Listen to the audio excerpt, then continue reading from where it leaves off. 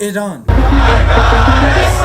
America Iran is a disgrace. اور اسرائیل، We targeted Iran's main enrichment facility. آخر ان سب کی لڑائی ہے کس بات پہ؟ Israel launched multiple strikes on دنیا Iran. میں 57 اسلامک کنٹریز، لیکن کیا وجہ ہے کہ امریکہ اور اسرائیل ان سب کو چھوڑ کر ایک ہی کنٹری ایران کے پیچھے پڑا؟ ایران اور امریکہ کی اس جنگ کو سمجھنے کے لیے ہمیں پیچھے جانا ہوگا، all the way world war 2۔ We shall never surrender! World war 2 میں دنیا کی ہر کنٹری کے پاس صرف دو آپشنز، یا تو وہ برٹش امپائر کا ساتھ دیں یا تو Hitler, Dass sie nicht in diesen Jahren für dich eingesetzt. جس میں دنیا کی زیادہ تر کنٹریز نے برٹش امپائر کا ساتھ دیا، اور وہیں دوسری طرف ایران نے برٹش امپائر کو چھوڑ کر ہٹلر کے ساتھ ہاتھ ملایا، جس کے بعد ایران اور جرمنی دونوں میں بہت ہی گہری دوستی ہو گئی، اور یہ بات برٹش امپائر کو بالکل ناپسند رہی۔ اس لیے برٹش امپائر نے ہر طرف سے ایران پر حملہ شروع کر دیا اور بہت تیزی سے ایران فتح کر لیا۔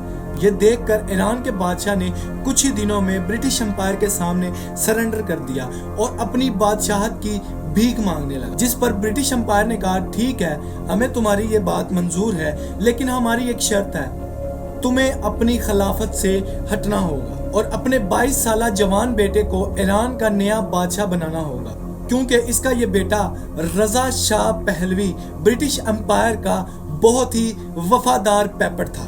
ایران کا یہ نیا بادشاہ انگریزوں سے بہت ہی زیادہ انسپائر تھا۔ وہ چاہتا تھا کہ ایران کے لوگ بھی ویسٹ کی طرح کپڑے پہنیں، ویسٹ کی طرح پارٹیاں کریں اور ویسٹ کی طرح ہی زندگی گزاریں اور اپنے اس سارے ٹریڈیشنل کو بھول جائیں۔ اس لیے وہ پہلے دن سے یہی کوشش کر رہا تھا کہ اسلام کو ایران کے لوگوں سے جلد از جلد دور کر دیا جائے، جس کی وجہ سے اس نے ایران میں حجاب پر پابندی لگا دی اور مسجدوں اور مدرسوں کو تالے لگوا دیے، یہاں تک کہ ایران کے بڑے بڑے اسکالرز ان کو بھی گرفتار کروانا شروع کر دیا اور ان کی جگہ میوزک پارٹیاں ہونے لگی، اور یہاں تک کہ ایک ٹائم ایسا آیا کہ ایران میں اتنی شراب بننے لگی کہ ایران جیسا اسلامی ملک دنیا کو شراب ایکسپورٹ کرنے لگے۔ ایران کے اس بادشاہ کا خیال تھا کہ وہ جو بھی کر رہا ہے بہت اچھا کام کر رہا ہے، یہاں تک کہ اس نے ایک سعودی کنگ فیصل کو بھی یہ کہا کہ کیا تم پرانے زمانے میں تمہیں چاہیے کہ سعودی کو ایک لبرل کنٹری بناؤ، لیکن سعودی کنگ فیصل نے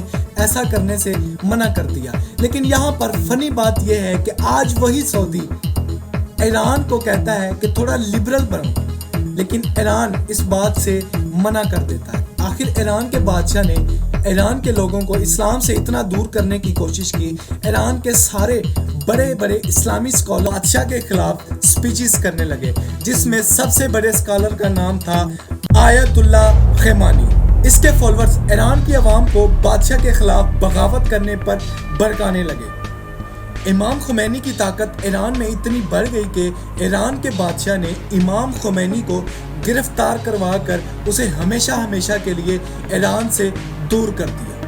لیکن امام خمینی ایران کو چھوڑ کر عراق میں رہنے لگے، جہاں ایک ینگ لیڈر اس کی ہر حرکت کو بہت ہی غور سے دیکھ رہا تھا، صدام حسین۔ آہستہ آہستہ صدام حسین نے خمینی کی طاقت کو دیکھ کر اس سے ڈرنے لگا۔ صدام حسین امام خمینی کی طاقت کو دیکھ کر اس سے ڈرنے لگا، یہاں تک کہ اس نے ایک دن ایران کے بادشاہ سے کہا کہ اگر آپ چاہیں تو میں خمینی کو سائڈ پہ کر کے اس کو گولی مار سکتا، لیکن ایران کے بادشاہ نے ایسا کرنے سے بالکل منع کر دیا اور کہا کہ یہ بڈھا خمینی میرا کیا ہی بگاڑ لے۔ امام خمینی عراق میں بیٹھ کر اپنی سپیچز کو کیسٹس میں ریکارڈ کرنے لگے، جنہیں بہت ہی سیکریٹلی پورے ایران میں سمگل کیا جانے لگا، اور ایران کے لوگ خمینی کی باتیں سن کر آہستہ آہستہ ایران کے بادشاہ کو چھوڑ کر امام خمینی کو اپنا لیڈر ماننے لگے۔ لیکن پھر بھی ایران کے لیڈر کو اس کے تخت سے ہٹانا کوئی عام بات نہیں تھی، کیونکہ اس کے پاس ایک بہت ہی خطرناک فوج اور ایک سپر پاور امریکہ کا فل سپورٹ تھا، اور وہ مسلمان دنیا میں امریکہ کا ایک فیوریٹ پپٹ تھا۔ لیکن یہاں جب ایران کا بادشاہ اپنی طاقت کی پیک پر تھا، اس نے اپنی زندگی کی ایک سب سے بڑی غلطی کی، دنیا کی سب سے بڑی اور مہنگی پارٹی رکھی۔ یہ ایک ایسی پارٹی تھی جس میں دنیا کے تمام لیڈرز اور بڑے بڑے سیلیبریٹیز کو انوائٹ کیا۔ ایران کا بادشاہ اسی پرشین امپائر کو دوبارہ زندہ کرنا چاہتا تھا، جیسے آج سے بہت سال پہلے حضرت عمر بن خطاب کی خلافت کو مسلمانوں نے تباہ کر دیا۔ اس پارٹی کے لیے ایران کے ڈیزرٹ کے بیچ میں ایک نئی سٹی بنائی گئی اور اپنے وی آئی پی مہمانوں کے لیے بادشاہ نے 600 لیموزین منگوائی، سونے کی پلیٹس میں کھانا کھلایا گیا، جس کے بعد ایران کے بادشاہ نے سب کو اپنے سامنے کھڑا کیا اور اپنے سونے کے تخت پر ایسے بیٹھا کہ اب وہی کروزن امپائر کا نیا شہنشاہ ہے۔ لیکن اب جب ایران کا بادشاہ اپنی عیاشی کی زندگی گزار رہا تھا، وہاں ایران کے غریب لوگ سوچنے لگے کہ ہم یہاں کھانے پینے کی چیزوں کو ترس رہے ہیں اور ہمارا بادشاہ سونے کی پلیٹس میں کھانا کھا رہا ہے۔ اس لیے اس پارٹی کے بعد ایران کے لوگ بہت تیزی سے امام خمینی کی طرف رجوع کرنے لگے اور امام خمینی نے اپنی کیسٹس کے ذریعے اعلان کیا کہ ایران کا بادشاہ آج کے دور کا یزید ہے۔ آہستہ آہستہ امام خمینی ایران میں اتنا طاقتور ہو گیا کہ ایران کے بادشاہ کو سمجھ آ گئی کہ اب اس کو ایک ہی طاقت امام خمینی سے بچا سکتی ہے، سپر پاور امریکہ۔ وہ بالکل اپنے باپ کی طرح جا کر سپر پاور امریکہ کے پاؤں میں بیٹھ گیا اور بھیک مانگنے لگا، جس کے بعد امریکہ، فرانس، باقی کنٹریز کے پریزیڈنٹ نے مل کر ایک بہت ہی امپورٹنٹ میٹنگ رکھی اور اس میٹنگ کے اینڈ پر ایران کے بادشاہ کو کلیئرلی بتا دیا گیا کہ اب امام خمینی سے کوئی بھی طاقت نہیں بچا سکتی۔ اور یہ سنتے ہی ایران کا بادشاہ اپنے ملک کو چھوڑ کر بھاگ گیا۔ جیسے ہی امام خمینی کو اس بات کا پتہ چلا کہ ایران کا بادشاہ اس کے خوف کی وجہ سے ایران کو چھوڑ کر بھاگ چکا ہے، تو امام خمینی نے 14 سال ایکسائل میں رہنے کے بعد فائنلی ایران کی طرف روانہ ہوئے۔ دنیا کی تاریخ میں اب تک کسی بھی لیڈر کے لیے اتنے لوگ جمع نہیں ہوئے جتنے کہ امام خمینی کو ایران میں ویلکم کرنے کے لیے لوگ جمع ہوئے۔ 70 لاکھ لوگ امام خمینی کو ایران میں ویلکم کیا، جو کہ ایک ورلڈ ریکارڈ تھا۔ جیسے ہی خمینی ایران پہنچے، ایران کی زمین سے پہلی بار ڈیف ٹو امریکہ اور ڈیف ٹو اسرائیل کے نعرے لگنے لگے۔ خمینی کے فالوورز امریکہ کی ایمبیسی کے سارے لوگوں کو گرفتار کر لیا اور خمینی نے امریکہ کے پریزیڈنٹ کا نام لے کر کہا، میں ان 50 لوگوں کو تب تک رہا نہیں کروں گا جب تک تم ایران کے بادشاہ کو میرے حوالے نہیں کرتے۔ اور یہاں سے پہلی بار امریکہ اور ایران کی جنگ شروع ہوئی۔ ایران کا بادشاہ کبھی بھی واپس ایران نہیں آیا۔ اس کے مرنے کے بعد اس کے بیٹے نے ایران کا نیا شاہ ہونے کا اعلان کیا۔ ایران میں خمینی نے اپنی ایک اسلامی حکومت بنائی جسے خمینی ایران کا لیڈر بنا، اور وہیں دوسری سائڈ پر عراق میں بھی ایک بالکل نیا لیڈر بنا، صدام حسین۔ لیکن یہاں مسئلہ یہ تھا کہ باقی لیڈرز خمینی کی طاقت سے بہت زیادہ ڈرنے لگے، کیونکہ خمینی نے اپنی سپیچز میں بار بار باقی مسلمان دنیا کی قوم کو اپنے بادشاہ کے خلاف بغاوت کرنے پر ابھارتے تھے۔ یہ دیکھ کر عراق کے لیڈر صدام حسین امریکہ اور عرب لیڈر کے کہنے پر خمینی پر حملہ کرتے ہیں، اور پورے 8 سال تک ایران اور عراق کے درمیان ایک بہت ہی سخت جنگ ہوئی۔ لیکن صدام حسین کے پاس پوری دنیا کا سپورٹ ہونے کے بعد بھی خمینی کو اس کے تخت سے ہٹا نہیں سکے، اور 8 سال کے بعد جب یہ جنگ ختم ہوئی، اس کے کچھ ہی عرصے کے بعد امام خمینی اس دنیا سے چل بسے۔ خمینی کا جنازہ دنیا کی تاریخ میں سب سے بڑا جنازہ تھا، کیونکہ اس کے جنازے میں 1 کروڑ سے زیادہ لوگ شامل، جس کے بعد ایران کے منسٹرز نے مل کر خمینی کے بعد ایک نیا لیڈر چوز کیا، آیت اللہ خمینی کا اسٹوڈنٹ آیت اللہ علی خامنئی، جو آج تک ایران کا سپریم لیڈر ہے۔ عراق کے ساتھ جنگ ختم ہونے کے بعد ایران کے لیڈر کو سمجھ آ گئی کہ امریکہ اور اسرائیل اس کا پیچھا کبھی نہیں چھوڑیں گے جب تک ایران کے پاس اپنا خود کا ایک ایٹم بم نہیں ہوگا۔ ایٹم بم بنانا کوئی آسان کام نہیں ہے، یہ بہت ہی مشکل ٹیکنالوجی ہے۔ اس وقت ایران کو کوئی بھی یہ ٹیکنالوجی دینے کے لیے تیار نہیں تھا، تو اب ایران کو ایک ایسے میریکل کا انتظار تھا، دنیا کا کوئی ملک اس کے لیے ایک ایٹم بم بنانے میں مدد کرے، اور ایگزیکٹلی ایسا ہی ہوا۔ ایران کے بالکل قریب ایک ملک دنیا کی پہلی اسلامک کنٹری پاکستان اپنا پہلا ایٹم بم بنایا۔ پاکستان کا ایٹم بم بنانے کے بعد عبدالقدیر خان بہت ہی سیکرٹ طریقے سے ایران کو ایٹم بم بنانے کے لیے ایک سینٹریفیوج ٹیکنالوجی بھیجنے لگا۔ ایٹم بم بنانے کے لیے سینٹریفیوج مشین کا ہونا بہت ہی امپورٹنٹ ہے۔ آسان الفاظ میں یہ ایک واشنگ مشین کی طرح ہوتا ہے، لیکن اس میں کپڑوں کی بجائے یورینیم ڈالا جاتا ہے۔ اگر اس مشین کو یورینیم کو تھوڑی دیر کے لیے گھمایا جائے تو اس سے بجلی بنتی ہے، اور یورینیم کو بہت دیر تک گھمانے میں 90% تک ایٹم بم بنایا جا سکتا ہے۔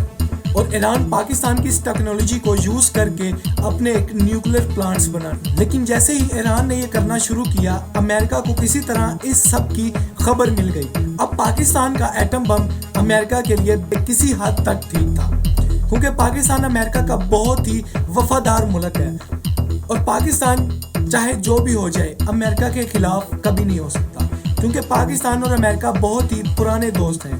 لیکن ایران ان سب چیزوں سے بالکل اپوزٹ تھا۔ وہ بار بار امریکہ کی آنکھوں میں آنکھیں ڈال کر اسے دھمکیاں دیتا تھا۔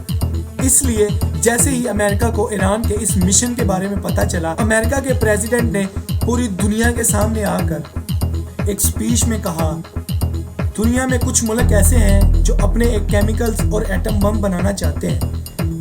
ایک ایران کا صدام حسین اور دوسرا عراق کا خامنئی، جس کا آج دنیا کو پتہ ہے یہ ایک بہت ہی بڑا جھوٹا ہے۔ جارج بش کی اسپیچ میں امریکہ نے صدام حسین پر حملہ کر دیا اور عراق میں ہزاروں لوگوں کو مار کر صدام حسین کی حکومت کو ختم کر دیا۔ صدام حسین کی حکومت کو اتنی آسانی سے توڑنے کے بعد امریکہ کو اس بات کا پتہ چل گیا کہ وہ دنیا میں کسی بھی ملک پر ایک جھوٹا الزام لگا کر اس پر حملہ کر سکتا ہے۔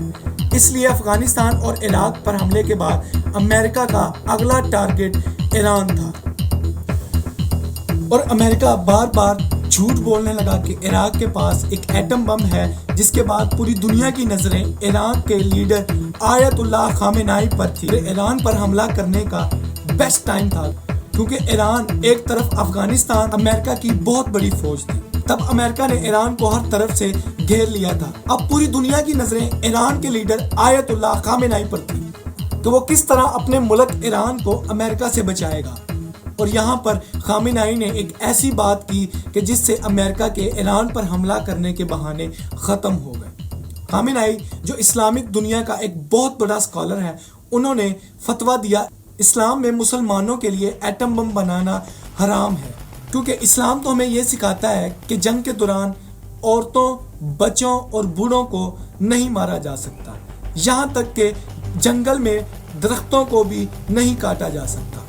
لیکن ایٹم بم ایک ایسی چیز ہے جو بنا کچھ دیکھے سب کچھ ختم کر دیتا ہے۔ اور ساتھ ہی خامنئی نے اعلان کیا کہ ایران کا ایٹم بم بنانے میں کوئی اہم کردار نہیں ہے، اور ایران کے دروازے پوری دنیا کے لیے کھلے ہیں۔ اور ساتھ ہی اعلان کیا کہ یہاں کوئی بھی ایجنسی ایران میں آ کر دیکھ سکتی ہے کہ ایران کا ایٹم بم بنانے کا کوئی ارادہ نہیں ہے۔ لیکن وہیں پہ NFU کی ایک ایجنسی ایران میں تشریف لائے، اور اس نے دیکھا کہ ایران میں جو نیوکلیر پلانٹ لگائے گئے ہیں وہ سیم ٹو سیم پاکستان کا نقشہ ہے۔ یہاں سے یہ ثابت ہوا کہ ایران کو ایٹم بم بنانے میں پاکستان نے مدد، اور دوسری طرف پاکستان میں ڈاکٹر عبدالقدیر خان نے پوری دنیا کے سامنے آ کر معافی مانگی، اور وہیں پہ پاکستان نے اپنے آپ کو سچا ثابت کرانے کے لیے، پوری دنیا کو خوش کرنے کے لیے ڈاکٹر عبدالقدیر خان، جو کہ پاکستان کے ایک اہم سائنٹسٹ تھے، ان کو ہی گرفتار کروا دیا اور ان کے اپنے گھر میں ہی ہمیشہ کے لیے نظر بند۔ اب امریکہ کے پاس ایران پر حملہ کرنے کا کوئی نیا بہانہ نہیں تھا، لیکن پوری دنیا میں ایک ایسی کنٹری تھی جو کہ بار بار امریکہ کو ایران پر حملہ کرنے کے لیے مجبور کر رہی تھی، اسرائیل۔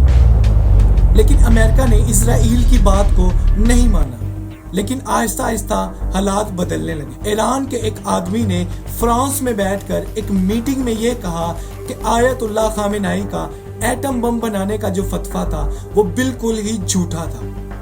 آیت اللہ خامنئی اسلام کے ایک کانسیپٹ تقیہ کا سہارا لے رہے ہیں، اور وہ اپنی قوم کو بچانا چاہتے ہیں کہ اپنی جان کو بچانے کے لیے آپ کسی بھی طرح کا جھوٹ بول سکتے ہیں، اور آیت اللہ خامنئی نے تقیہ کا سہارا لے کر اپنی اس پوری قوم کو بچایا۔ اور یہ شخص محمود مراد خانی کوئی عام انسان نہیں بلکہ آیت اللہ خامنائی کی بہن کا بیٹا تھا، مطلب کہ اس کا اپنا ہی بھانجا، جو کہ ایران میں اس کے سب سے بڑے دشمن تھے، جس کی وجہ سے امریکہ کو ایران پر شک ہونے لگا، اور 2009 میں امریکہ نے ایران پر ایک ایسا فتویٰ جاری کر دیا جو کہ ایران کے لیے بہت ہی خطرناک تھا۔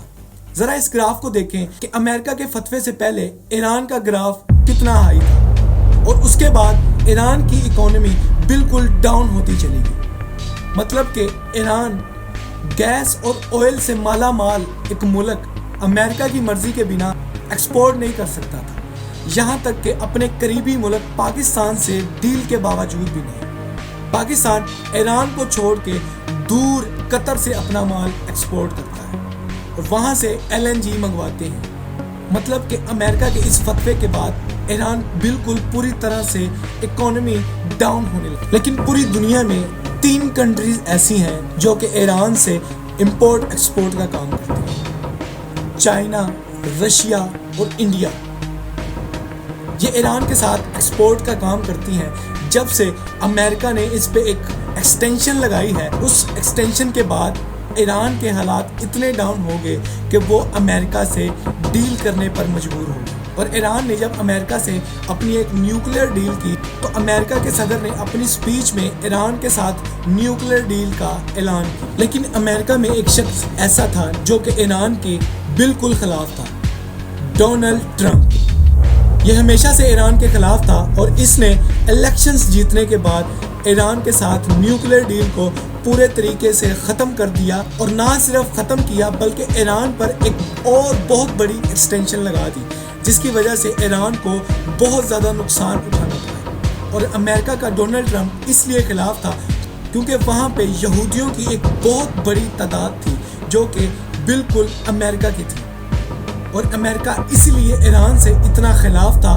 ڈونلڈ ٹرمپ نے ایران کے سارے فتوے، ڈونلڈ ٹرمپ نے ایران کے ساتھ ساری ڈیلز ختم کر دی، جس کی وجہ سے ایران کو بہت زیادہ نقصان اٹھانا پڑا۔ جب ایران نے امریکہ کی آنکھوں میں آنکھیں ڈالی تو ڈونلڈ ٹرمپ نے انہیں سبق سکھانے کے لیے اچانک ایک میزائل حملہ سے ایران کے آرمی چیف قاسم سلیمانی کو اڑا دیا۔ یہ ایران اور اس کی عوام کے لیے بہت ہی بے عزتی کی بات تھی کہ کوئی اتنی آسانی سے پوری دنیا کے سامنے ان کے آرمی چیف کو مار دے، جن سے آہستہ آہستہ ایران میں امریکہ کے خلاف اور بھی غصہ بڑھے۔ سلیمانی کی موت کے بعد ایران میں نئے الیکشن ہوئے، اور ایران کے اگلے الیکشن میں ایک نیا لیڈر ابراہیم رئیس بنا۔ یہ امریکہ کا بہت ہی سخت پریزیڈنٹ تھا، اور یہ کسی حال میں بھی امریکہ اور اسرائیل کے آگے جھکنے کے لیے نامنظور تھا۔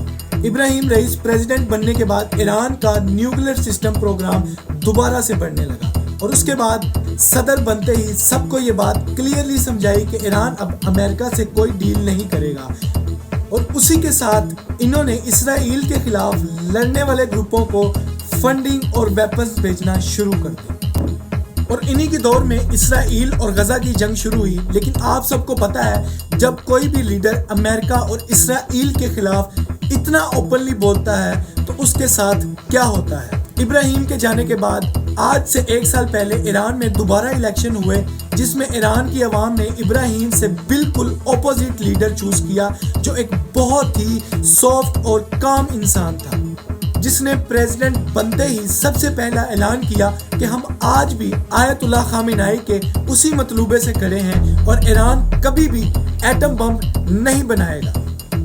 انہوں نے یہ بھی کہا کہ ایران امریکہ بلکہ پوری دنیا کے لیے ڈیل کرنے کو تیار ہے، جس سے بہت ہی سیکریٹلی آج سے کچھ عرصہ پہلے امریکہ اور ایران کی دوبارہ ڈیل کے لیے میٹنگز ہونے لگی۔